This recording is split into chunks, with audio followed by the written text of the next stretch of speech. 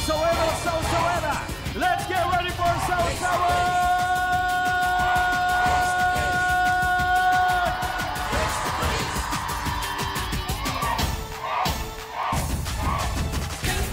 Gising na mga kapatid, isang issue na naman ang ating naharapin, kaya sugod na!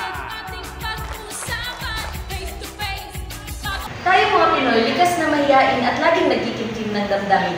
Minsan, ang pagsasarili natin sa problema, laging nauuwi sa aberya at sa tuwing umiiwas naman tayo sa issue, tsaka naman namumuo ang intriga at di pagkakaunawaan.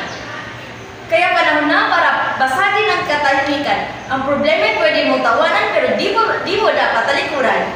Face to face now with Miss Kay Babuaya. Mga sawsawera at sawsawera, ready na ba kayo sa talakayan?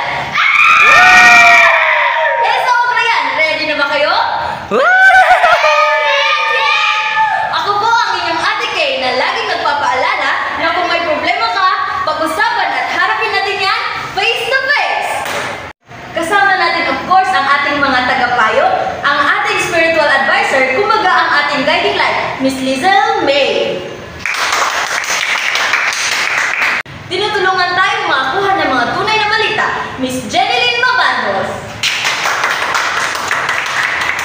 At of course, kasama natin ang ating B1 at ating B2. Kaya ano pang hinihintay natin? Atin ang simulan ang ating talakayan! Sa talakayang ito, ating matutunghayan ang pagkakaibigan na nasira dahil sa stress. Atin ang tawagin ang dalawang panig. Sa panig na ito ay nandito si Miss Sheila Cañas at si Miss Gina Lupugan. At sa panig na naman ito, ating makikilala si Miss Angel Ibanez at si Miss Mamerno Sinabre. Iwan nila!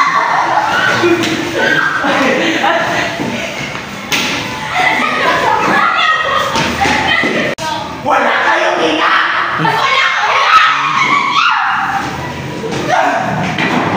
At ngayon nga ay natunghayan natin ang gulong nangyari dahil sa pagkakasira ng magkaibigan ito. Pero, kailangan muna nating malaman kung ano nga ba ang sanhi ng bakit nasira ang kanilang pagkakaibigan. Ating natunghayan at ating alamin. Miss Mamerto, pwede mo bang sabihin sa amin kung ano nga ba ang nangyari? Ganito kasi yan, Miss Kay. Tama ba yan na... Ayaw, magtuwa na! May buwan na! At ikaw! No! Kung mabuti kang kaibigan, dapat mabuti yung ginawa mo sa kaibigan natin na stress. Miss Kay, Atin muna pakinggan ang panig ni Miss Mamerta. sabi niya, mag-bar daw, mag-inom. Tama ba yan?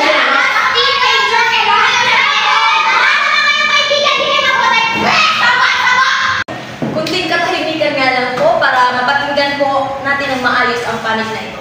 Ngayon, tatanungin natin si Miss Angel Ibanez kung ano nga ba talaga ang totoong nangyari. Ganito kasi ang Miss Kay. May isa kaming kaibigan na na-stress, then lumapit sa amin, nanghingi ng tulong. Nanghingi kung ano ang aming maibibigay na payo sa kanya. And then, yung pinayo nila ay mag-inom daw, mapunta sa bar, magsigarilyo, gumamit ng droga para daw mawala ang stress na nafe-feel nila. Which is mali naman, kaya hindi sila mabubuting kaibigan. Okay, thank you. Dito naman ating pakinggan ang kabilang panig. Miss Sheila Cañas, ano mo sasabi mo sa sinabi ni Miss Angel? Para na ko, ma'am. Kining asking Angel, ma'am, kay murag, gihimo na tong enjoyable ang atong kinabuhi mo. Unya, kailangan mag-yun ka mag-inom. Kailangan mag-stress ka. Lahat ko mag-stress ka tayo, no? O, di ba, kung magpa-stress ka, kailangan mag-ilang-ilang tayo sa kwarto, rabiliman. O, kung mag-stress ka, stress ka. Kailangan pili mo kaduway. Kailangan pili mo kanamuan. Mag-ato-ato kang bata, kung magkanaanan mo ka sa sos. Parang kailangan mo na kayo mag-stress na kumingon. At apat na ang napakinggan ang dalawang panig. Ngayon, atin namang tatanungin ang ating mga panel kung ano nga bang paraan para ma-handle ang stress. Miss Lizel May, ano nga ba ang paraan para ma-handle ang stress? Okay, so may punto ang dalawang panig. And for me, there are several ways on how to there are several effective strategies on how we can handle stress properly. So the first one is guided meditation and deep breathing. So when you're stressed, you need to utilize and distract yourself from daily stressors and practice deep breathing. The next one is to maintain physical exercise and good nutrition. Engage in regular physical activities and maintain a healthy diet rich in essential nutrients to improve your overall well-being and combat stress. The third one is to manage social media time and connect with others. So limit your time when you're using your gadgets and connect and prioritize real-life connections with friends, families, or community, just like your friendship. The next one is to positive attitude and assertiveness. So keep a positive attitude, accept events beyond your control, and be assertive in expressing your feelings to manage stress effectively. And the next one is to avoid unhealthy coping mechanism. Kaya sa giingon ni Shella Cañas na mag-inom ng alcohol. So when you're stressed, learn to manage your time effectively and to refrain from relying on alcohol, drugs, or compulsive behaviors to cope with stress as they can exacerbate the situation. So by incorporating these strategies into your daily routine, you can effectively manage and reduce stress, leading to a healthier and more balanced life. Ngayon, atin namang pakinggan si Miss Jeneline Mabandos. Okay, so salamat, Ate Kay. So I agree with the solution na binigay ni Miss Bechon, no? So the best solution for the person who is stressed varies from person to person. But generally, it involves finding healthy coping mechanisms such as exercise, meditation, talking to a therapist, or engaging in hobbies. So it's essential to identify the source of stress and address it if possible. At ngayon ay napakinggan na natin ang ating dalawang panels. Atin namang tatanungin ang ating kabilang panig. Anong masasabi niyo sa inyong narinig sa ating mga panels? Para sa ako, ma'am, tao mo ito yung kingon nga, tama to nga, dili, dahil bawal pag may stress, pero lang yung iniinom, ma'am, kaya nga, makapaayon ko na sa paan ko niya, naman na ito, makakuha ko na way nga ma-relieve ang stress, mamakuha ang stress ko. Okay, thank you. At mapapakinggan natin ang kabilang panig sa pagbabalik ng Face to Face! Face to Face! Sausawana! Let's get ready for Sausawa! Para kanino ka bumabang?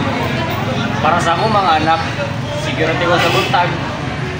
Siguro tayo mo dito maghapon. Ang asama kong bumangon, ang Nescafe. Sausawana! Let's get ready for Sausawa!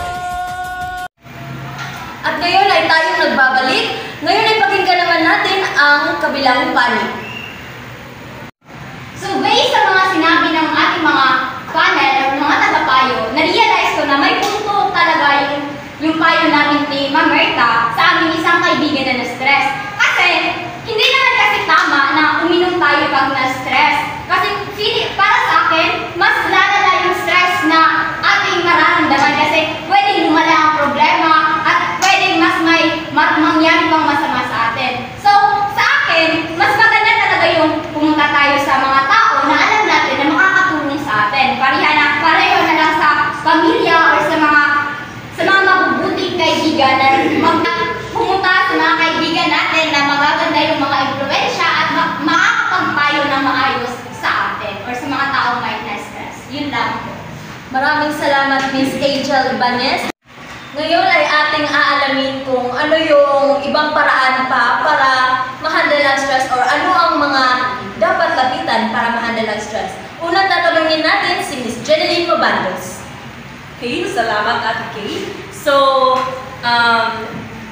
there are several agencies na maaari nating pagtutunguhan sa pagbibigay ng maaaring lunas, no, sa ating mga problema. So, isang halimbawa dito ay ang public health centers. Next is hospitals. At ang panghuli ay support groups, which is dito kayo nabibilang na kung saan ay sumusuporta kayo sa inyong kaibigan kung paano ay handle ang kanyang problema, which is stress. So, let's tackle about the support groups. So, tama yung panig nila Miss Angel na lumapit sa mga tao na maaaring makatulong sa inyo. No? So, at dito naman sa kabilang panig, tama rin yun. Pero, dapat mas uunahin natin yung positive ways na talagang makakatulong sa atin.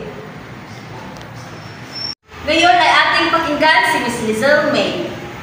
Thank you, Ms. Kay, Ate Kay. So, we need to know those different health agencies in order to effectively support public health for several reasons. And those reasons ay nasabi na ni Miss Jenny. So, overall, familiarity with health agencies is essential for creating a robust health system that addresses diverse needs, promotes well-being, and ensures access to quality health care for all. So, you need to remember those agencies para next time when you have friends na may problem with stress, you will know na where to go to handle that one. And that is all. Thank you. Base sa ating napakinggan sa mga panels, atin naman tutunghayan kung ano ang masasabi nila sa isa't isa. Magsimula tayo sa kabilang panel. Para sa mga realize na mga mali yun dahil dapat diay akong stress kay kabalo yun dahil mo handle, nakabalo dahil kung asa min mo adto niya right way to handle stress yun kay para hindi pa mas mulala ang among stress, mas dili pa mo connect o laing problems kapag yun. For me, I wanted to say sorry sa ako mga friends and I hope na dili ta maging friendship over. Dapat friends yan. Okay. Salamat. Ngayon ay ating pakinggan ang kabilang panig. Anong masasabi niyo sa inyong kaibigan? So, masaya kami kasi inadmit nila na mali sila at sana naging aral ito sa inyo na sa susunod na pag may kaibigan kayo na na-stress, ay i-handle nyo ng mabuti. Apology accepted.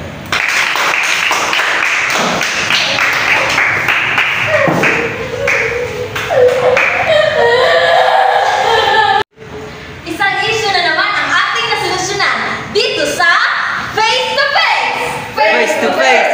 Face to Face! Face to Face! So,